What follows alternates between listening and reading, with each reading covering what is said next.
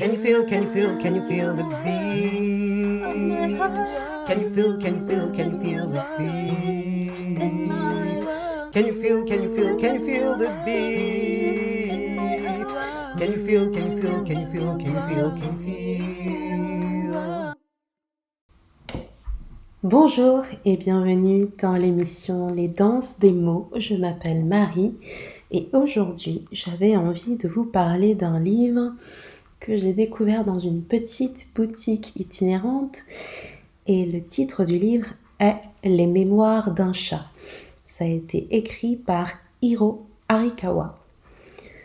Je ne connaissais pas du tout cet auteur et j'ai été très très heureuse qu'on me le conseille dans cette petite boutique qui s'appelle Caribou, lors d'une discussion que j'ai eue avec la propriétaire et une autre cliente qui étaient toutes deux passionnées par le Japon.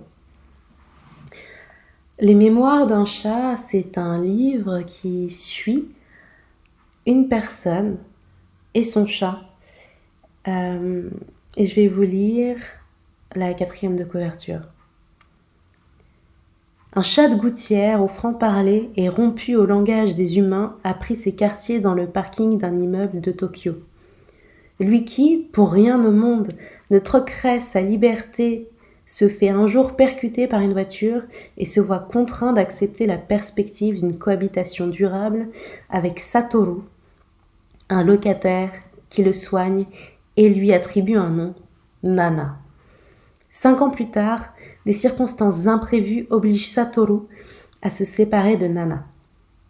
Désireux de lui trouver un bon maître, il se tourne vers d'anciens camarades d'études disséminés aux 4 coins du Japon.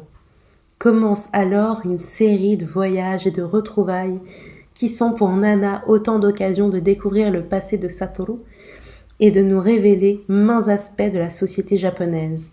Prenant et surprenant, profond et plein d'humour, Les Mémoires d'un chat est un beau roman sur l'adoption, l'amitié et la force des liens qui unissent l'homme et l'animal.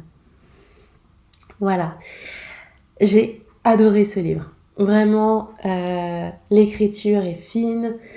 Je me suis prise d'affection pour Satoru, je me suis prise d'affection pour Nana, je me suis prise d'affection pour tous les personnages du livre. Et en fait, là, moi, ce que j'ai envie de vous proposer, ce qui m'a marqué en termes d'écriture, c'était la place que prenait Nana, donc le chat, dans la narration.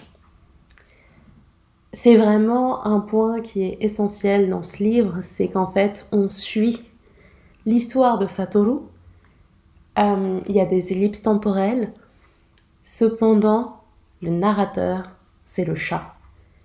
Donc, pour cette première émission et ce premier exercice de style, j'aimerais vous proposer de choisir un animal, celui que vous voulez. Ça peut être un chat, ça peut être une souris, ça peut être tout ce que vous voulez.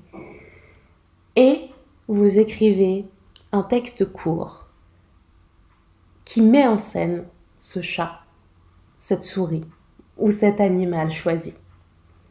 Vous choisissez le thème, c'est vraiment libre, mais la seule contrainte, c'est que le narrateur doit être un animal. Vous pouvez lui donner ce que vous voulez comme identité. Vous pouvez lui donner n'importe quelle caractéristique. Ça peut être un animal teigneux, ça peut être un animal très courtois, très poli, qui vous voit.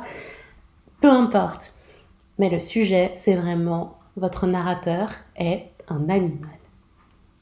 C'est tout pour aujourd'hui. J'espère que ça vous a donné envie d'écrire, que ça vous a donné envie de lire les histoires de Satoru et Nana. Et je vous dis à la prochaine émission. Can you feel, can you feel, can you feel the beat?